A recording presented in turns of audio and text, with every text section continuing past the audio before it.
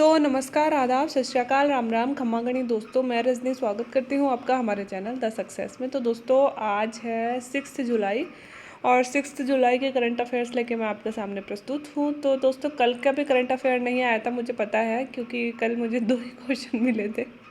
मतलब बहुत ज़्यादा इंपॉर्टेंट क्वेश्चन मिले नहीं, तो 2 ही मिले थे। लेकिन मतलब जो खबरें होती है ना, मैं मतलब छोटे क्वेश्चन लेने की कोशिश करती हूँ, बट वो इतनी बड़ी हो जाती है कि फिर मुझे लगता है कि अब ये 4-5 हो जाते हैं, तो इनको एक्सप्लेन करने में कम से कम भी अपन को 30 मिनट लग जाएंगे। फिर उससे ज़्यादा मैं ले भी नहीं पाती और एक्चुअली मिलती भी नहीं है। हाँ, ले तो लूँ मैं कि उनको थोड़ा शॉर्ट कर दूँ, बट मिलती ही नहीं है खबर। तो मेरा ऐसे होता है कि ठीक है, 3 खबर या 4 खबर समझा रहे हैं, लेकिन वो मेंस के हिसाब से टॉपिक क्लियर होने चाहिए।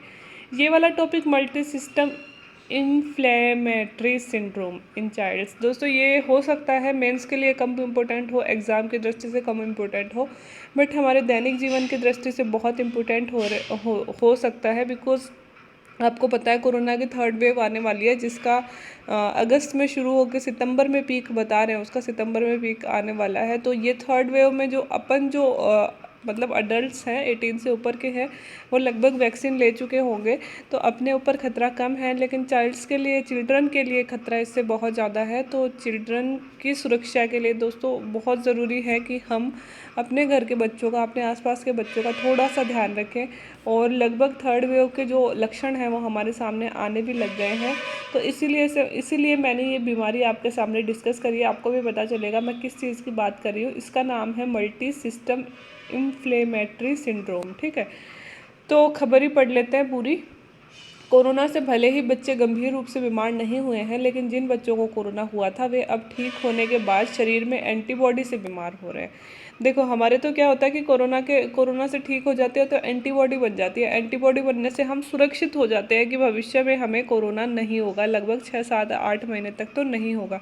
लेकिन कुछ बच्चे ऐसे हैं दोस्तों जिनको कोरोना हुआ, घर वालों को पता भी नहीं चला, बच्चों को कोरोना हुआ, 1-2 दिन हल्का बुखार या जो भी बच्चों के होता है, हमने बुखार समझ के उसे इग्नोर किया। और ऑफ कोर्स जैसे हम में होता है कोरोना होने के बाद में एंटीबॉडी डेवलप होती है, वैसे ही बच्चों में भी एंटीबॉडी डेवलप हुई। और एंटीबॉडी डेवलप होने के बाद में ये जो एंटीबॉडी है दोस्तों, इससे बच्चे बीमार हो रहे हैं। आप समझ सकते हो, इस एंटीबॉडी से जो बड़ों के लिए बहुत अच्छी है, ये बच्चों के लिए थोड़ी सी खतरनाक साबित हो रही है।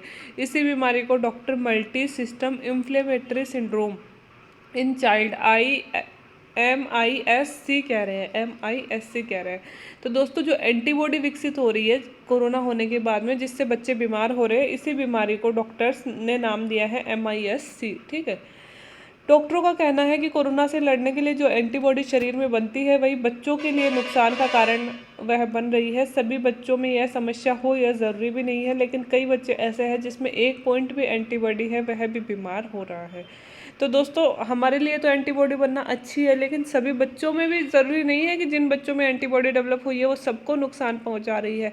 लेकिन बहुत सारे बच्चे ऐसे आए हैं दोस्तों जिनमें 1 पॉइंट भी एंटीबॉडी है, वह भी बीमार हो रहा है। ठीक है, कई बच्चे ऐसे भी हैं जिसमें 200-300 पॉइंट एंटीबॉडी है, वे भी बीमार हो रहे हैं। लेकिन ज़्यादातर केस में वही बच्चे प्रभावित हो रहे हैं जिनमें एंटीबॉडी अधिक पाई जा रही है ना। कुछ बच्चे तो ऐसे हैं जिसमें 1 पॉइंट एंटीबॉडी है, वे भी बीमार मिले हैं। लेकिन ज़्यादातर बच्चे ऐसे हैं जिनमें ज़्यादा एंटीबॉडी है, लाइक 200-300 पॉइंट्स एंटीबॉडी है, वो ज़्यादा बीमार हो रहे हैं। अभी तक यही माना जा रहा था कि कोरोना से बचाव के लिए एंटीबॉडी ज़रूरी है, जिसमें एंटीबॉडी बन गई वह कोरोना से सुरक्षित हो गया। लेकिन बच्चों के मामले में यह बात उल्टी हो गई। आप इस न्यूज़ को पढ़ के समझ ही गए होंगे कि हमारे लिए एंटीबॉडी इतनी ज़रूरी है, लेकिन बच्चों के मामले में यही बात उल्टी हो गई है। ठीक है, भले ही बच्चे संक्रमित हुए और वो बिना अस्पताल गए ठीक हो गए, उनमें जो एंटीबॉडी बनी वह उनके लिए मुश्किल पैदा कर रही है। हमें तो पता भी नहीं है कि हमारे बच्चों को कोरोना हुआ था, है ना, लेकिन कोरोना हुआ, वो ठीक भी हो गए, और उसके बाद में जो एंटीबॉडी बनी है वह एंटीबॉडी उनको बीमार कर रही है। कोरोना होने के 3-4 हफ्ते बाद यह समस्या होती है और 200 से अधिक एंटीबॉडी बनने के कारण यह समस्या हो रही है। ये दोस्तों कोरोना हमें हो जाता है, हम ठीक हो जाते हैं, है ना। ठीक होने के बाद में अगले 3-4 हफ्ते तक हमें एंटीबॉडी बनती रहती है कोरोना के प्रति, है ना, सिस्टम काम करता रहता है। तो ऐसे ही बच्चों में भी 3-4 हफ्ते तक वो एंटीबॉडी बनती रहती है, और जब एंटीबॉडी 200 के आसपास पहुँच जाती है, पॉइंट्स 200 के आसपास पहुँच जाते हैं, वो बच्चे बीमार होने लग रहे हैं। ठीक है, और इस बीमारी का लक्षण क्या है, जो मल्टी ये MSC हम बीमारी बोल रहे हैं। इसके लक्षण है दोस्तों 24 घंटे से अधिक बुखार, उल्टी, डायरिया, पेट दर्द, स्किन में रैसेज हो जाते हैं, कमजोरी होती है, धड़कनें तेज़ हो जाती हैं, सांस फूल रहे हैं, आंखें लाल हो जाती हैं, हाथ, होंठ, जीभ, लीवर में सूजन हो जाती है, लाल चकत्ते हो जाते हैं, हार्ट व फेफड़े के आसपास पानी भर जाता है। तो आप लक्षणों से समझ रहे होंगे कि कितने खतरनाक लक्षण होते हैं। 24 घंटे तक वो तेज़ बुखार आती है, उल्टी होने लगती है, डायरिया, स्किन रैसेस, ये दोस्तों हमें आम में भी होते ही रहते हैं। डायरिया, उल्टी वगैरह ये सब होते रहते हैं और बच्चों में तो खासकर होते रहते हैं और हमें भी होते ही रहते हैं। हम समझ भी नहीं पाते कि ये बीमारी क्या है। स्किन रैसेस भी मतलब हो ही जाते हैं, ज़्यादातर लोगों के पॉल्यूशन से भी हो जाते हैं। कमजोरी तो पता ही नहीं चलता, कमजोरी भी कोई बीमारी हो सकती है। तेज़ धड़कन, सांस फूलना, आंखें लाल होना, ये सब सूजन वगैरह आना, फेफड़ों के आसपास पानी जैसे लक्षण इसके मिल रहे हैं। दोस्तों ये न्यूज़ ना तो मेंस में आएगी, हो सकता है इंटरव्यू में तो पूछ ली जाए, क्योंकि इंटरव्यू में तो जो खबरें रहती हैं वो पूछ ली जाती है। लेकिन मैंने ये सिर्फ अपनी जागरूकता के लिए बात करी है। हमारे बच्चों में अगर ऐसे कोई भी लक्षण हमें मिलते हैं जिसको मतलब कोरोना हुआ है, एसिम्टोमेटिक कोरोना हो रहा है बच्चों में, मतलब एसिम्टोमेटिक का मतलब होता है जिनमें लक्षण ही नहीं दिखते हैं बच्चों में, है ना, वो वाला कोरोना हो रहा है। तो उसकी वजह से हमें पता भी नहीं चल रहा बच्चों में कोरोना हुआ है, लेकिन फिर भी अगर हमको ऐसे लक्षण बच्चों में दिखते हैं ना, तो प्लीज़ उनको तुरंत हॉस्पिटल लेके जाएं, क्योंकि अगर इसको हम इग्नोर करते हैं तो ये बच्चों के लिए खतरनाक भी हो सकता है। इनमें से कोई भी लक्षण हमें हमारे बच्चों को दिखते हैं तो तुरंत उन्हें हॉस्पिटल लेके जाएँ, ठीक है। आगे चलते हैं सोल कैप वाला इशू। जैसा कि आपको पता है दोस्तों, ओलंपिक गेम्स चल रहे हैं और ये कोई खबर नहीं थी वैसे, ये था एक एडिटोरियल आया था। एडिटोरियल भी मैं पढ़ती हूँ, तो एडिटोरियल में से मैंने ये खबर उठाई है कि यार मैंने तो ये खबर डिस्कस ही नहीं करी है, कब आई। और वास्तव में बहुत सारी इंपॉर्टेंट खबरें तो खबरों में आती ही नहीं है ना। कई चीज़ें तो हमें एडिटोरियल से पता चलती हैं कि यार एडिटोरियल इतना बड़ा लेख आ गया, खबर कब आई थी हमें पता ही नहीं चला। तो सोल कैप आप जानते हो, सोल कैप होता क्या है? सोल कैप वो होता है, मैंने यहाँ फ़ोटो डालनी थी पर मैं भूल गई।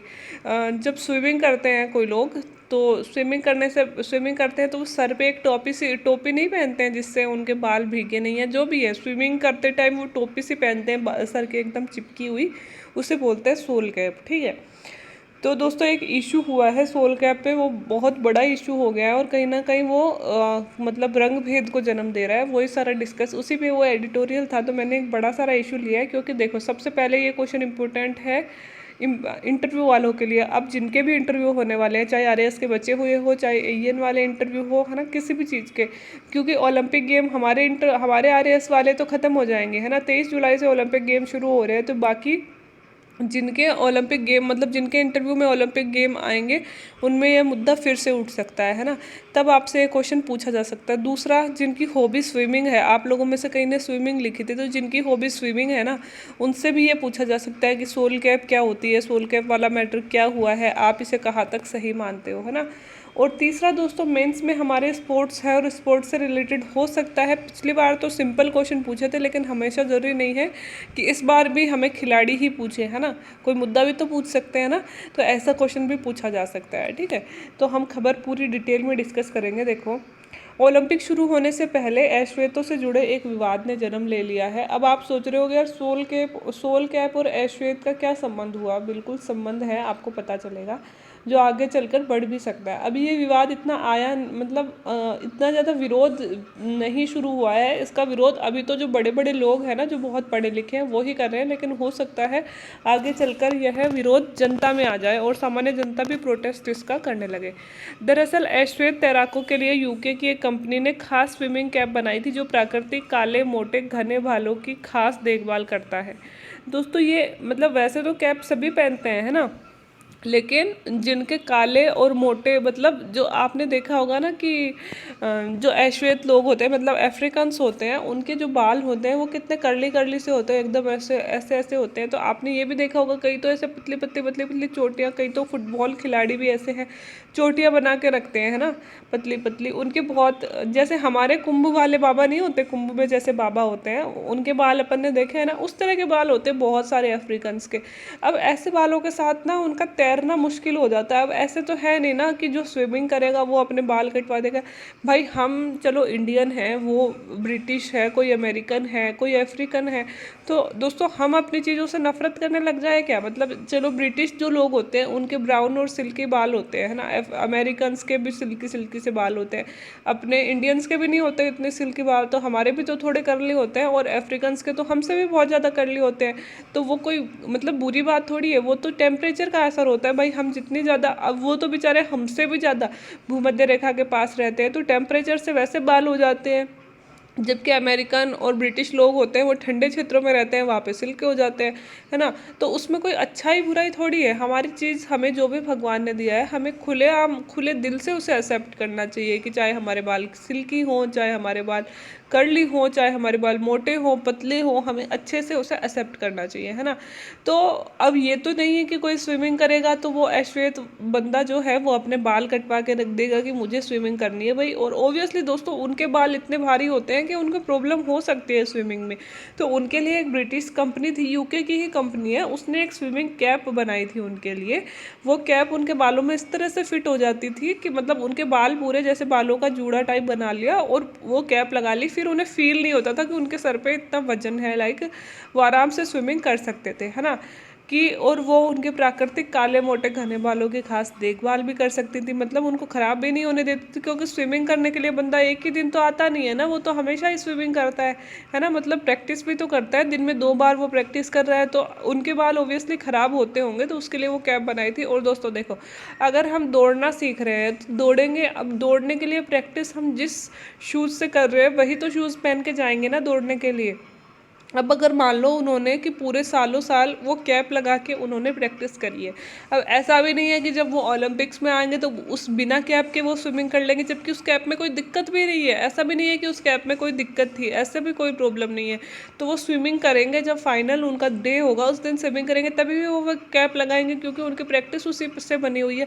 अब उस कैप को क्या हुआ है कि इंटरनेशनल स्विमिंग फेडरेशन, जिसे हम फिना भी बोलते हैं, ने इस कैप पे प्रतिबंध लगा दिया, जिसे सोल कैप बोला जाता है, ठीक है, जिसका श्वेत एथलीट और आंदोलनकारी जबरदस्त विरोध कर रहे हैं। अब एथलीट जो श्वेत लोग हैं और बहुत सारे आंदोलनकारी हैं, वो इस चीज़ का विरोध कर रहे हैं कि भाई इसको बंद क्यों किया, रीज़न क्या है इसको बंद करने का। अंतर्राष्ट्रीय तैराकी संघ ने आगामी ओलंपिक खेलों में सोल कैप पर प्रतिबंध लगाने का निर्णय किया है। सोल कैप एफ्रो बालों के अनुरूप डिज़ाइन की गई टोपी है ना, अफ्रीकन बालों के अनुरूप एक टोपी डिज़ाइन की गई थी जिसे सोल कैप कहते हैं, जिस पे फिना ने प्रतिबंध लगा दिया है। बालों फिना का कहना है कि ये टोपी सामान्य सिर पर फिट नहीं बैठती है। सोल कैप के साथ साझेदारी करने वाली ब्रिटिश तैराक एलिस डियरिंग की ब्रिटेन की पहली श्वेत महिला तैराक के तौर पर ओलंपिक के लिए क्वालिफाई करने के कुछ ही दिन बाद में यह फैसला आया है दोस्तों कि ये जो टोपी है ये सामान्य सिर पर फिट नहीं बैठती, क्योंकि ये थोड़ी लंबी होती है। तो सामान्य सिर पर क्यों फिट बैठेगी, हमारे बाल इतने भारी होते ही नहीं है कि हम उस टोपी को लगा सके, उनके बाल मोटे होते हैं, उनके लिए स्पेशल डिज़ाइन की गई थी, ठीक है। तो इस टोपी को यह कहकर फिना ने रिजेक्ट कर दिया कि ये सामान्य सिर के लिए सही नहीं बैठती है। तो दोस्तों ऐसे तो आप कोई जूता भी, मतलब मान लो हमारे इंडियंस के रेगुलर नंबर होते हैं 7-8, मतलब मैं लड़कियों की बात कर रही हूँ, चलो हाँ लड़कियों के शायद 10-12 होते होंगे, लड़कियों की बात कर रही हूँ कि 5-6 और हाईएस्ट 7 नंबर, मान लो कि 7 नंबर हमारे रेगुलर शूज़ होते हैं, ठीक है। और लड़कों में मान लो कि 10 नंबर के रेगुलर शूज़ होते हैं, ठीक है। अब हमसे बड़े पैर होते हैं ब्रिटिश लोगों के, है ना, उनके जो रेगुलर शूज़ होते हैं ना, वो हमसे उनकी जो मतलब लेंथ होती है वो ज़्यादा होती है। तो क्या हमारे देश में ये कि 12 नंबर के शूज़ जो हैं वो रेगुलर लोगों पे, सिंपल लोगों पे फिट नहीं बैठते हैं, इसलिए 12 नंबर के शूज़ बंद कर दिए जाएंगे आज के बाद में, है ना, क्योंकि हमारे ज़्यादातर लोग 10-11 नंबर के शूज़ ही पहनते हैं। क्या हम ऐसा कोई नियम बना सकते हैं, और वो भी ओलंपिक जितनी बड़ी कमेटी क्या ऐसा नियम बना सकती है? और अगर बनाती है तो ये तो सरासर भेदभाव होना, क्योंकि ये तो नहीं है कि हमारे देश में कोई अफ्रीकन नहीं रहेगा, है ना, उनके देश में कोई अफ्रीकन नहीं रहेगा। भाई अफ्रीकन जो टोपी लगा रहे हैं वो तुम्हारे सिर पे फिट नहीं बैठती, तो इसका मतलब ये थोड़ी है कि वो टोपी गलत हो गई, ठीक है। तो यह कहकर इन्होंने इस पर प्रतिबंध लगा दिया। और प्रतिबंध कब लगाया, जब एक तैराक है, पहली श्वेत महिला तैराक ने ओलंपिक के लिए क्वालिफाई किया है, और यह क्वालिफाई करने के तुरंत बाद, कुछ ही दिनों बाद ये में यह फैसला आ गया है। तो कहीं ना कहीं ये जोड़ रहे हैं कि पहली बार किसी श्वेत महिला ने तैराकी के लिए ओलंपिक क्वालिफाई किया था, और इनको रोकने के लिए यह कदम उठाया गया है। फिना का कहना है कि उसका उद्देश्य विश्वव्यापी अभियान तैराकी सबके लिए और तैराकी जीवन के लिए को प्रोत्साहित करना है, परंतु इस फैसले से अश्वेत लोगों को संदेश जाता है कि तैराकी उनके लिए नहीं है। ऑब्वियसली संदेश जाएगा कि उनके काम की कोई चीज़ थी जिन्हें बिना मतलब बंद कर दिया गया है। यह है कि उनके घुंघरालू बाल सामान्य नहीं है। उन्हें फील करवाएंगे ना दोस्तों कि उनके घुंघरालू बाल है वो सामान्य नहीं है भाई, क्योंकि उनको बेचारों को टोपी की ज़रूरत होती है और टोपी उन्हें लगाने नहीं दे रहे, तो उन्हें कहीं ना कहीं फील होगा ना कि हम वियर्ड हैं, हम अलग है दुनिया से। इसके बाद कई आक्रोशित तैराकों ने ट्विटर पर बताया कि बड़ी टोपी गति में ज़्यादा अवरोध पैदा करती है, जबकि फिना का तर्क है कि अंतर्राष्ट्रीय प्रतिस्पर्धाओं में भाग लेने वाले खिलाड़ियों ने ऐसी टोपी कभी नहीं पहनी और इसकी कभी ज़रूरत भी नहीं होती। जबकि मतलब कई लोगों ने तो ये बोला, देखो बड़ी टोपी है उनकी, छोटी तो है नहीं, है ना। तो बड़ी टोपी तो जबकि ज़्यादा मतलब अवरोध पैदा करती है, ऐसा भी नहीं है कि भाई उनको जीतने में आसानी होती है, ये तो अवरोध और पैदा करती है, तो तुम्हें इससे दिक्कत क्या है। जबकि फिना ऐसा कह रही है कि ऐसी कोई टोपी इससे पहले किसी भी अंतर्राष्ट्रीय प्रतिस्पर्धा में पहनी ही नहीं गई थी। इन टोपियों की ज़रूरत अब तक इसलिए भी नहीं पड़ी थी क्योंकि अश्वेत खिलाड़ियों की संख्या अत्यधिक नहीं थी। दोस्तों होता यह था कि अश्वेत खिलाड़ी बेचारे तैराकी जानते ही नहीं थे, क्योंकि पहले से ब्रिटिश और अमेरिकन ने इतने सारे प्रतिबंध लगा रखे थे कि अश्वेत लोग तैराकी सीखे ही नहीं। अब जैसे जैसे अश्वेत लोग तैराकी सीखने लगे हैं तो इनको अभी भी दिक्कत होने लगी है। अब उन्होंने टोपी पे ही प्रतिबंध लगा दिया। पहले ज़रूरत कब पड़ेगी टोपी की, जब अश्वेत लोग आएंगे। जब पहले कभी आए ही नहीं तो इस जैसी टोपी बनी ही नहीं, अब आए हैं तो टोपी बनी है तो इस पर प्रतिबंध लगा दिया। टोपी पर प्रतिबंध लगाने के फिना के प्रयास अतीत की रंगभेद की नीति का याद दिलाते हैं। जब अतीत में रंगभेद नीति चलती थी अमेरिका में 1950 तक अश्वेतों के गोरे लोगों के साथ तैरने पर प्रतिबंध था। यह हमें पता है कि अमेरिका में और यहाँ पे कितना ज़्यादा ये मतलब रंगभेद होता है। सार्वजनिक तालाब जब एकीकृत हो गए तो गोरे लोग अश्वेतों को पानी में उतरने से रोकने के लिए हर संभव उपाय करते थे। तालाब के तल में कीले रखने से लेकर पानी में ब्लीच और एसिड तक वो डाल देते थे। तो आपको पता है वो अश्वेतों को पानी में उतरने ही नहीं देते थे। जब उतरने ही नहीं देंगे तो वो बेचारे सीखेंगे कहाँ से पहले, है ना, इसलिए सीख ही नहीं पाए। इतिहासकार अमेरिका में अश्वेतों को तैराकी से रोके जाने के लिए अश्वेत बच्चों के तैराकी सीखने की कम दर में सीधा संबंध पाते हैं, क्योंकि आज भी अश्वेत बच्चे बहुत कम हैं जो स्विमिंग में आते हैं। तो वो इतिहासकार इसीलिए बोलते हैं कि क्योंकि हम हमेशा से विदेशों में ऐसे रंगभेद की नीतियाँ चली आ रही हैं, इसलिए ये लोग बेचारे तैराकी सीख ही नहीं पाए। अमेरिका में 64% अश्वेत बच्चों में तैराकी जानने का स्तर न के बराबर या बहुत कम है। आप समझ रहे हो, 64% जो अश्वेत बच्चे हैं वो ना के बराबर तैराकी जानते हैं। और ब्रिटेन में 95% है अश्वेत। ब्रिटेन तो और भी ज़्यादा बुरा देश है इस मामले में, है ना। अब अश्वेत वयस्क और 80% बच्चे तैराकी नहीं करते हैं, क्योंकि हमेशा से दोस्तों उन पे प्रतिबंध लगाया गया था। अश्वेत महिलाओं और लड़कियों की तैराकी का सपना पूरा करने की बात की जाए तो समस्या, जब लड़कों को ही अवसर नहीं मिल रहा तो लड़कियां तो बेचारी हर मामले में, मतलब जब पहले तो हमेशा लड़कों को ही अवसर मिलता है, हमारी सोसाइटी ऐसी है, तो लड़कियों को तो कहाँ ही सपना पूरा होगा। तो ये समस्या और भी ज़्यादा गहरी हो जाती है। और मतलब जो वुमन है जिनको अभी रोका गया है, मुझे सौभाग्य से तैराकी सीखने का मौका मिला, लेकिन मुझे बिना किसी टोपी के मुझे तैराकी प्रतिस्पर्धा का ख्याल ही छोड़ना पड़ा, जिसका मुझे आज तक पछतावा है। ये किसी की लाइन्स है। विशेष रूप से अश्वेत महिलाओं के लिए फिना का यह फैसला यह याद दिलाता है कि जितना अधिक अश्वेत गोरों के प्रभुत्व वाले क्षेत्र में प्रवेश करेंगे उनके काले बालों का निशाना बनाए जाएंगे, और उनका उपचार भी अनचाहे स्पर्श से लेकर खेल से पहले बाल कटवाने के लिए सीधे सीधे दबाव डालने जैसा पक्षतापूर्ण है। तो दोस्तों उनके सामने अब दो ही उपाय हो गए। या तो देखो गोरे लोग उन्हें ये कहना चाह रहे हैं कि तुम्हारे जो बाल है ना वो डिफरेंट है, लोगों से वियर्ड है, तो ये बाल अगर रखते हो तुम लोग तो या तो तैराकी में उतरो ही मत, है ना। कितनी मुश्किल से तो वो यहाँ तक पहुँची होगी जो वुमन है बेचारी, और या तो तुम उतरो ही मत तैरने के लिए, और अगर तुम उतरना चाहते हो तो तुम्हारे जो बाल है ना, ये जो कर्ली बाल है इन्हें कटवाओ, है ना। सीधा सीधा सा बात यही हो गई ना कि या तो आओ ही मत और आते हो तो कटवाओ। तो सोचो आप उस खिलाड़ी के लिए कितनी मानसिक प्रताड़ना का विषय बन जाएगा। तो बालों या खेल में से किसी एक के चुनाव के लिए बाध्य करना अपमानजनक है, और ये बहुत बड़ी शर्म की बात है दोस्तों। ये विश्व स्तरीय प्रतियोगिता में ऐसा हो रहा है। फिना के ऐसे फैसले से केवल अश्वेत खिलाड़ियों के खिलाफ ही नहीं है, बल्कि उन सभी अश्वेत उद्यमियों के लिए भी झटका है जो गोरे प्रभुत्व वाले खेलों में अश्वेतों को आकर्षित करने का काम कर रहे हैं। मतलब गोरे लोग ही हमेशा प्रतियोगिता में उतरते हैं, जो अश्वेत लोगों को आकर्षित करने के लिए बेचारे जो उद्यमी हैं वो ऐसी टोपी बना रहे हैं, उन लोगों लोगों को भी तो ये निराश कर रहे हैं ना, क्योंकि ये बिकने ही नहीं देंगे उनकी ऐसी सामग्री। आज ऐसी टोपी नहीं बिकेगी, कल ये बेचारे प्रयास ही नहीं करेंगे कि अश्वेत लोगों के लिए कुछ बनाए। चौतरफा कड़ी प्रतिक्रिया के बाद फिना ने कहा है कि सोल कैप से संबंधित उत्पादों को लेकर फैसले की समीक्षा की जा रही है। दुनिया तो फिना सदस्यों से 100 मीटर की ओलंपिक स्टाइल और बैक पैडलिंग में प्रशिक्षित होने की उम्मीद कर सकती है, वरना पक्षपात का गोल्ड मेडल तो संस्था ने अपने लिए ही पक्का कर दिया। दोस्तों, अब जब इसकी बहुत बड़ी निंदा हो रही है तो अभी जो फिना ने कहा है कि हम इस पे समीक्षा कर रहे हैं, अभी मतलब फैसला आना बाकी है। तो दोस्तों, हो सकता है इस निंदा से घबराकर फिना अपना फैसला बदल दे, वरना तो एक तरह से उन्होंने फैसला कर ही लिया था कि ये जो मेडल है वह श्वेत लोगों को ही दिया जाएगा। ठीक है, तो ये था सोल कैप वाला बड़ा मैटर। आई होप सारा समझ में आ गया होगा। अब सोल कैप वाला मैटर कभी भी इंटरव्यू में पूछा जाए तो आप पीछे नहीं हटने वाले हो, सारे मुद्दे हमने सामने ले लिए हैं। अब ये है आज की न्यूज़, IT एक्ट की धारा 66A पहली ही बड़ी न्यूज़ है। तो सबसे पहले हम यह पढ़ेंगे यह चर्चा में क्यों है, फिर यह पढ़ेंगे 66A में है क्या, फिर ये पढ़ेंगे क्यों हटाई गई, और फिर ये पढ़ेंगे कि अब क्या किया जाना चाहिए। ठीक है, तो सबसे पहले सुप्रीम कोर्ट ने इस बात पे हैरानी जताई है कि उसने सूचना तकनीकी कानून, हमारा जो IT एक्ट है, उसकी धारा 66A को 2015 में निरस्त कर दिया था और उसी धारा के तहत आज भी मुकदमे दर्ज करवा रहे हैं। देखो, हमारा IT एक्ट है, IT एक्ट 2000 में बना था, उसकी एक धारा थी 66A।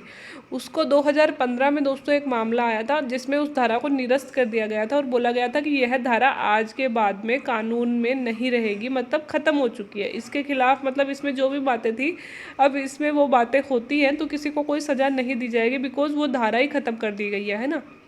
लेकिन 2015 के बाद से लेकर 2021 आ गई, इसी धारा के खिलाफ आज भी पुलिस कार्रवाई कर रही है और आज भी लोगों को सज़ा दे रही है। तो सुप्रीम कोर्ट तक अब यह बात पहुंची और सुप्रीम कोर्ट ने हैरानी जताई है कि यार, जो धारा 2015 में ख़त्म हो गई थी उसके खिलाफ लोगों को सज़ा दी जा रही है, कैसे पॉसिबल है। ठीक है, सुप्रीम कोर्ट ने कहा है कि श्रेया सिंघल बनाम भारत सरकार केस में उसने IT एक्ट के सेक्शन 66A को असंवैधानिक घोषित कर दिया था और 6 साल बाद भी IT एक्ट के इस प्रावधान के तहत मुकदमा दर्ज किया जाना वाकई हैरान करने वाला है। तो ये केस याद रख लीजिएगा, अगर कभी भी IT एक्ट की बात आए तो श्रेया सिंघल बनाम भारत सरकार केस याद रखिएगा। यह 2015 का ही केस है, तो ये याद रखना। इस केस के तहत ही यह 66A हटाई गई थी और अभी भी इसके तहत मुकदमे दर्ज किए जा रहे हैं। यह तो आज की न्यूज़ थी कि यह बहुत ही शर्मनाक बात है और इसकी पूरी जांच की जाए कि हटाने के बाद भी मुकदमे दर्ज कैसे हो रहे हैं। अब हम पढ़ेंगे कि आखिर था क्या ऐसा 66A में जो उसे हटाना पड़ा। तो ध्यान रहे, IT एक्ट वर्ष 2009 में संशोधित अधिनियम के तहत धारा 66A को जोड़ा गया था। यह कहती है कि पहले मतलब जो मूल IT एक्ट था 2000 वाला, उसमें 66A नहीं थी, इसमें संशोधन करके 2009 में 66A जोड़ी गई थी। यह कहती है कि कंप्यूटर रिसोर्स लाइक डेस्कटॉप हो गया, लैपटॉप हो गया, टैबलेट हो गया या फिर संचार उपकरण जैसे मोबाइल, स्मार्टफोन के माध्यम से संदेश भेजने वाले उन सभी व्यक्तियों को दंडित किया जा सकता है। मतलब कि जो भी हमारे ऑनलाइन उपकरण हैं के तहत हम अगर ऐसा कोई मैसेज करते हैं तो हमें दंडित किया जा सकता है। क्या करते हैं? मोटे तौर पर जो आपत्तिजनक है और धमकी भरा संदेश है, या तो हम कोई आपत्तिजनक ट्वीट करते हैं, कोई मैसेज करते हैं, या फिर किसी को धमकी देते हैं। दूसरा, जो कंप्यूटर संसाधन या संचार उपकरण के जरिए जानबूझकर झूठी सूचना देता है ताकि किसी को गुस्सा दिलाया जा सके, परेशान किया जा सके, खतरा और बाधा पैदा की जा सके, अपमान किया जा सके, चोट पहुंचाई जा सके, आपराधिक धमकी दी जा सके, शत्रुता, घृणा, दुर्भावना। मतलब हम किसी को अगर कोई झूठी सूचना फैला रहे हैं जिससे किसी को नुकसान हो, किसी भी तरह से गुस्सा आए या फिर कोई दंगा फैल जाए, है ना, ऐसा कोई भी चोट पहुंचा दे, आपराधिक धमकी दे दे, है ना, घृणा फैला दे समाज में, तो भी अगर हम ऐसा कोई मैसेज करते हैं, उसे फॉरवर्ड करते हैं, तो भी हमें सज़ा मिल सकती थी। या फिर तीसरी बात, जो किसी इलेक्ट्रॉनिक मेल या इलेक्ट्रॉनिक मेल मैसेज भेजकर गुस्सा दिलाने, परेशान करने, धोखा देने और उसकी पहचान छिपाने की, मतलब छुपकर भी अगर किसी को ऐसा मैसेज करता है तो भी दंडित किया जा सकता था। और ऐसे अपराध के लिए 3 साल की जेल और सज़ा और जुर्माने 3 साल की जेल की सज़ा और जुर्माने का प्रावधान था। तो ये आपको समझ में आ गया 66A में था क्या। 66A में था कि हम हमारे कंप्यूटर, लैपटॉप, स्मार्टफोन, मोबाइल के जरिए किसी को भी कोई आपत्तिजनक पोस्ट करते हैं, गलत मैसेज करते हैं, धमकी देते हैं, घृणा फैलाते हैं, है ना, ऐसा कोई भी काम करते हैं, धोखा देते हैं, ऐसा कोई भी काम करते हैं, तो उस मैसेज मतलब गलत मैसेज और गलत मतलब जो सोसाइटी को नुकसान पहुंचाए, ऐसा मैसेज फैलाने के लिए हमें 3 साल की जेल और जुर्माना हो सकता था। ठीक है। तो अब आपको लग रहा होगा कि यार ये तो एकदम सही बात है, इसे हटाने की ज़रूरत क्या पड़ी। अब हम देखते हैं कब हटाई गई और क्यों हटाई गई। बात शिवसेना चीफ रहे बाल ठाकरे के निधन से जुड़ी हुई है। ठाकरे के निधन के बाद में मुंबई का जनजीवन अस्त व्यस्त हो गया था। इसे लेकर फेसबुक पर एक टिप्पणी की गई थी। तब महाराष्ट्र पुलिस ने टिप्पणी करने वालों को गिरफ्तार करने लगी और उन पर आईटी एक्ट की धारा 66A के तहत केस करने लगी। तब लॉ स्टूडेंट श्रेया सिंघल ने सुप्रीम कोर्ट का दरवाजा खटखटाया और उसने अपनी याचिका में 66A को खत्म करने की मांग की। जब बाल ठाकरे का निधन हुआ तो दोस्तों मुंबई में थोड़े दंगे वंगे फैल गए थे उस टाइम पे। मतलब एक श्रेया सिंघल ने भी कोई पोस्ट करी थी और फेसबुक पर ऐसी कई सारी पोस्ट आई थी। तो इस पोस्ट मतलब ये पोस्ट करने के लिए पुलिस ने श्रेया सिंघल सहित और कई सारे लोगों को फेसबुक पर टिप्पणी करने के लिए पकड़ा। और जो श्रेया सिंघल है इन्होंने सुप्रीम कोर्ट में इस चीज़ का दरवाज़ा खटखटाया कि भाई हमें अपनी स्वतंत्रता का अधिकार है, हम फेसबुक पे कुछ भी लिखें, है ना। लेकिन ऐसा नहीं है कि वो डायरेक्ट किसी चीज़ को टारगेट कर रहे हैं। दोस्तों ये धारा का ना पुलिस और जो सरकारें हैं, जो सरकार जो उस राज्य में थी वो गलत उपयोग कर रही थी, है ना। जब चाहे जिसको भी चाहे धारा 66A लगा के उठा रही थी कि अगर सरकार के खिलाफ लिख दिया, कोई नेता की बुराई कर दी या पुलिस के बारे में कुछ लिख दिया, चाहे वो सही बात हो, है ना, धारा 66A लगाया और जेल में बंद किया। मतलब मिसयूज हो रहा था बहुत ज़्यादा, है ना। तो ये सब चल रहा था, इस वजह से धारा 66A को खत्म करने की मांग की गई। तो दोस्तों यही श्रेया सिंघल है जिनके नाम पे फिर ऐतिहासिक फैसला आया। सिंघल की याचिका पर सुप्रीम कोर्ट ने 2015 में ऐतिहासिक फैसला दिया और उन्होंने कहा कि आईटी एक्ट की धारा 66A संविधान के सम्मत नहीं है, इसलिए इसे निरस्त किया जाता है। 2015 में यह फैसला आ गया कि संविधान सम्मत नहीं है, इसे निरस्त किया जाता है। और संविधान सम्मत क्यों नहीं है? सर्वोच्च न्यायालय ने कहा कि संविधान के अनुच्छेद 19(1)(a) के उल्लंघन और 19(1)(2) मतलब 19(2) के तहत किए गए प्रतिबंधों के अंतर्गत न आने के कारण आईटी एक्ट के धारा 66A को असंवैधानिक मतलब हमारी जो अभिव्यक्ति की स्वतंत्रता है जो हमें 19(1)(a) में दी गई है उसका यह उल्लंघन करती है। भाई हमारा देखो, हमारा ट्विटर हैंडल है, हमारा फेसबुक पेज है, हाँ ऑब्वियसली हम किसी को गाली दे रहे हैं, किसी को जाति को लेकर टारगेट कर रहे हैं या फिर किसी महिला को टारगेट कर रहे हैं तो हमें सज़ा होनी चाहिए। हमें फ्रीडम है कि हमारे राज्य में, हमारे देश में जो सरकार चल रही है, किसी नेता का बिहेव हमें पसंद नहीं आ रहा, पुलिस का बिहेव हमें पसंद नहीं आ रहा, तो हम कमेंट करें, हम दुनिया के सामने लाएं। सोशल मीडिया है ही किस लिए? इसलिए तो है। तो अगर हम ये कमेंट करें तो ये हमारी अभिव्यक्ति की स्वतंत्रता है, जो हमारा मौलिक अधिकार है 19(1)(a) के तहत, है ना। तो उस मौलिक अधिकार का ये उल्लंघन हो रहा है कि हमारी एक फेसबुक टिप्पणी के तहत टिप्पणी के लिए हमें 3 साल की सज़ा हो रही है। तो इसको सुप्रीम कोर्ट ने सही माना और इस धारा को बिल्कुल निरस्त कर दिया 2015 में। क्या कहा था सुप्रीम कोर्ट ने? सुप्रीम कोर्ट ने कहा था कि कोई भी सामग्री या संदेश किसी के लिए आपत्तिजनक हो सकता है, किसी दूसरे के लिए नहीं। अगर मान लो मैं यहाँ पे अशोक गहलोत जी की बुराई कर रही हूँ, मतलब कह रही हूँ कि हमारी जो सरकार है वो अच्छा काम नहीं कर रही है, देखो इतने कोविड टेस्ट आ रहे हैं या फिर इतने कोरोना से मृत्यु हो रही है, लेकिन उनके जो डॉक्टर्स हैं वो रिपोर्ट नहीं बना रहे हैं कोरोना की, उन्हें सामान्य बीमारी से मृत्यु मान रहे हैं ना। तो यह जो मेरे लिए है वो एक समाज को जागरूक करने वाली पोस्ट है। लेकिन यही पोस्ट किसी दूसरे पर्सन के लिए, लाइक जो डॉक्टर्स हैं, जो अपने जो सरकार में मंत्री हैं, स्वास्थ्य मंत्री हैं, उनके लिए टारगेटेड हो सकती है, उनके लिए आपत्तिजनक हो सकती है। तो हम कैसे डिसाइड कर सकते हैं कि ये पोस्ट आपत्तिजनक है या नहीं है? यही बात सुप्रीम कोर्ट ने कही।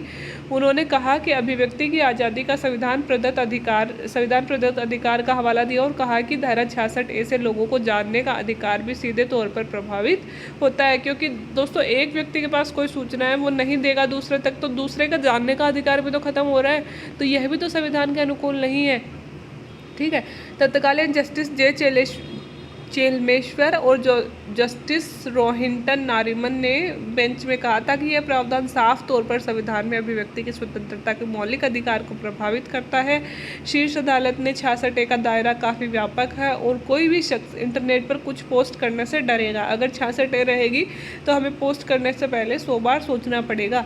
इस तरह यह धारा फ्रीडम ऑफ स्पीच के खिलाफ है और अभिव्यक्ति के अधिकार को यह चुनौती देता है। हमारे फ्रीडम ऑफ स्पीच का दोस्तों हनन कर रहा था, हमारे अभिव्यक्ति के अधिकार का हनन कर रहा था। ऐसे में 66A को हम गैर संवैधानिक करार देते हैं, ठीक है। ये बात कंप्लीट हो गई। अब निरस्त होने के बावजूद भी क्यों चलन में? अब सरकार ने क्या तर्क दिया कि भाई पुलिस अभी तक उपयोग करी है। जब सुप्रीम कोर्ट ने हम सरकार से पूछा तो सरकार के अटॉर्नी जनरल जो है, जो हमेशा सरकार का मतलब सुनवाई करते हैं, वेणुगोपाल जी, उन्होंने क्या कहा?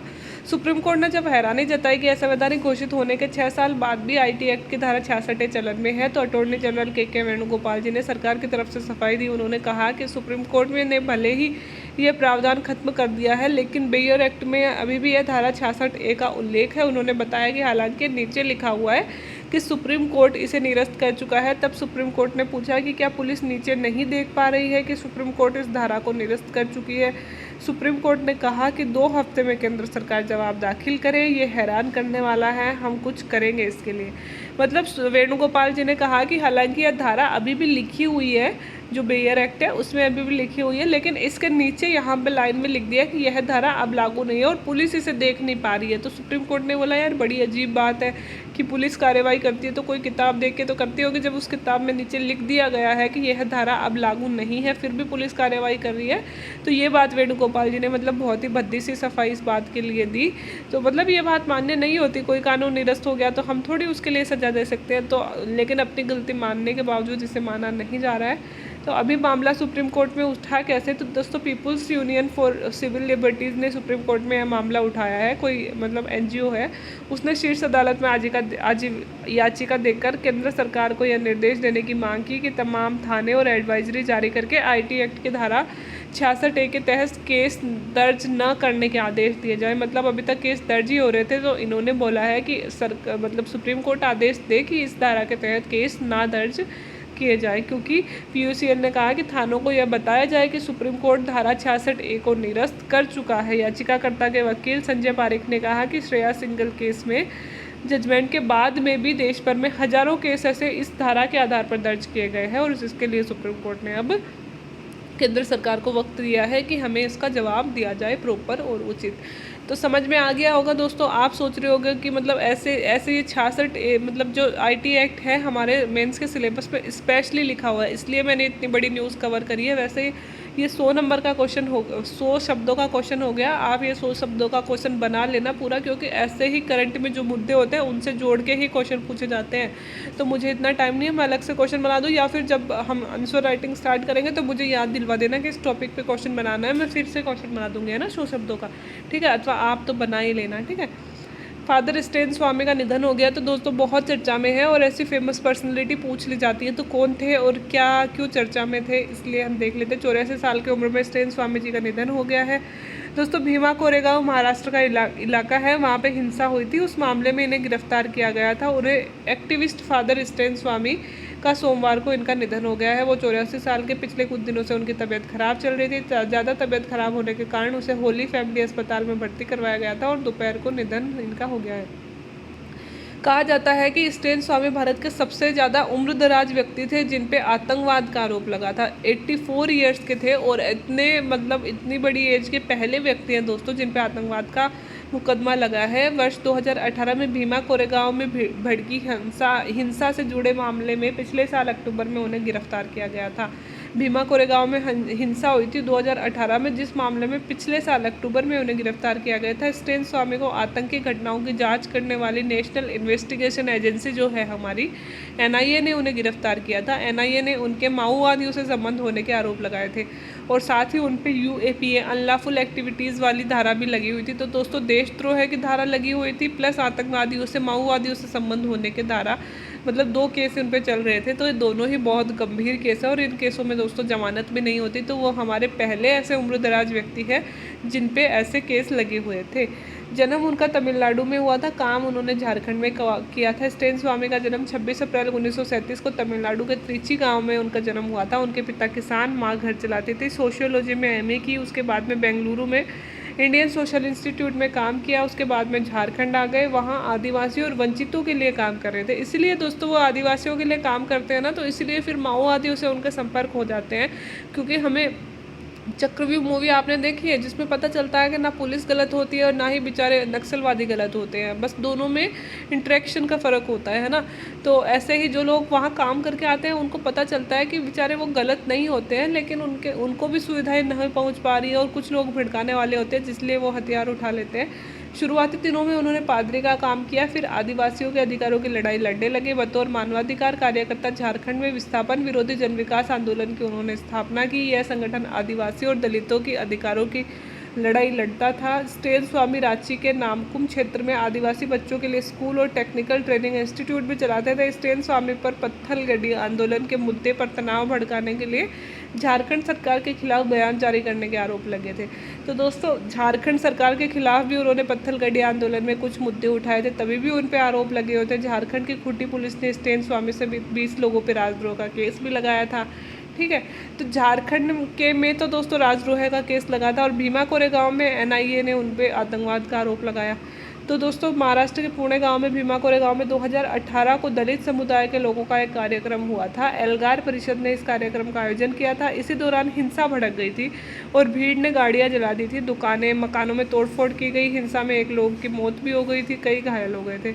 एल्गार परिषद के कार्यक्रम में भड़काऊ भाषण देने के आरोप में स्टेन स्वामी, अगर दोस्तों कोई ऐसी बड़ी मीटिंग होती है तो जो नेता होते हैं जिन्होंने वो मीटिंग बुलाई होती है वो ही जिम्मेदार माने जाते हैं, और इसमें स्टेन स्वामी जी भी थे और उन्होंने भड़काऊ भाषण दिया था। लाइक जैसे किसान आंदोलन में हुआ था तो बड़े बड़े नेताओं को ही तो माना गया था इसका जिम्मेदार कि भाई आपने बुलाई थी रैली तो आप जिम्मेदार हो लाल किले पर जो हिंसा हुई। तो इसी तरह से स्टेन स्वामी ने उसमें भड़काऊ भाषण दिया था।